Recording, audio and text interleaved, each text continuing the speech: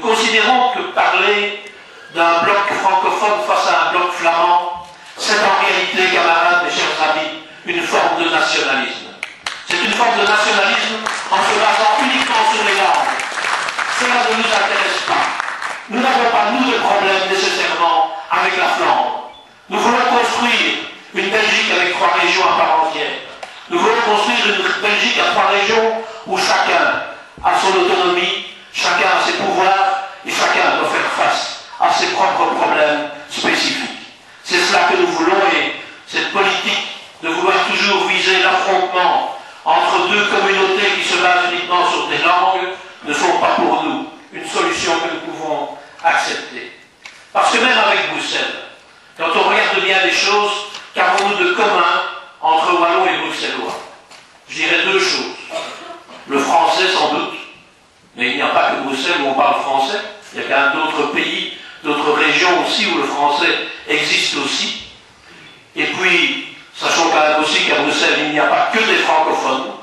Et nous, comme Wallons, avec notre mentalité, nous respectons aussi les Flamands de Bruxelles. Et deuxième chose que nous avons sans doute en commun aussi, c'est d'avoir un taux de chômage particulièrement élevé dans les 2 régions. Mais qu'on ne nous fasse pas croire qu'il s'agit des mêmes problèmes. Bruxelles a en effet un problème de chômage, mais il n'a pas de problème d'emploi. Il a un problème d'une main-d'œuvre non adaptée par rapport aux emplois disponibles. Nous, par contre, en Wallonie, ce qui nous manque avant tout, c'est de l'emploi. Et c'est là que nous devons mettre l'accent. Nous ne sommes pas, nous, des nationalistes. Nous ne sommes pas pour un repli sur soi-même. Nous voulons, nous, une Wallonie ouverte sur le monde. Nous voulons une Wallonie qui travaille avec Bruxelles, bien entendu, avec la Flandre aussi.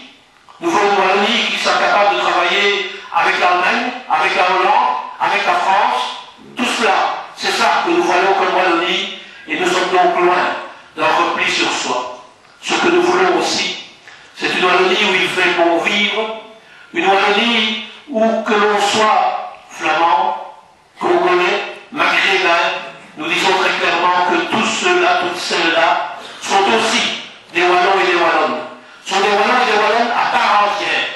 C'est aussi notre philosophie d'être une terre d'accueil, d'avoir cette volonté de lutter contre le racisme, d'avoir cette volonté de lutter contre les discriminations, et considérer que pour nous, il y a cette notion de solidarité, cette notion de citoyenneté, où chacun est dans le même bateau, et chacun doit mener le même combat pour demain, arriver à ce que nous vivions enfin dans une Wallonie où il y a le plein emploi, où chaque homme, chaque femme puisse avoir accès à un emploi décent. C'est ça notre objectif. Nous sommes bien loin donc du repli sur soi.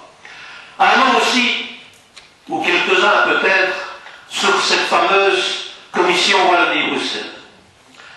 J'ai le privilège peut-être d'y siéger, je ne sais pas si c'est un privilège d'ailleurs, mais enfin, à quelques-uns ici, nous participons aux travaux. Je veux d'abord démentir ce que certains racontent, du style Minguin, qui font croire que tout le monde a applaudi M. Uttendal, que tout le monde est d'accord sur ce genre de thèse. Je dois le démentir totalement. Démentir totalement, il n'y a pas eu de débat. On a en effet entendu un exposé. La presse, à certains moments, orientée sans doute, n'ayant pas assisté au débat, est allée voir M. Uttendal. Mais je répète que dans cette commission, il n'y a jamais eu de débat sur ces thèses qui ont été mises en évidence. M. Minguin, lui, s'exprime dans la presse, je l'entends très peu s'exprimer dans cette commission Wallonie-Bruxelles, parce qu'en réalité, s'il veut ouvrir ses oreilles et voir les choses en face, ce que l'on voit dans cette commission Wallonie-Bruxelles en entendant une série d'exposés, de spécialistes, de gens de terrain, on s'aperçoit à chaque fois qu'il y a justement ces réalités fondamentalement différentes entre Bruxelles et la Wallonie. Quand on nous parle de la Wallonie et qu'on nous dit, mais, et les scientifiques nous le voudraient nous montrer, la Wallonie dépend de Bruxelles. Mais c'est faux.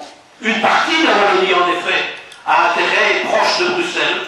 Il y a donc en effet des synergies à avoir pour le Brabant wallon, même un peu plus loin que le Brabant wallon.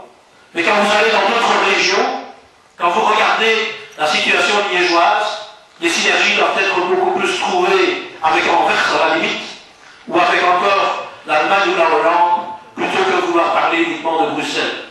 Quand vous allez jusqu'à Tournai, Moucron, vous savez fort bien que cette région a intérêt d'abord à travailler avec la métropole de Lille et pas avec Bruxelles. Lorsque vous allez à Arlon, c'est sans doute trop loin pour certains Bruxellois, mais quand vous allez à Arlon, vous savez fort bien que le développement de cette région dépend aussi essentiellement du Grand-Duché de Luxembourg et donc pas de Bruxelles. Alors arrêtons le simplisme à ce niveau-là, nous faisant croire que toute la Wallonie dépend de Bruxelles.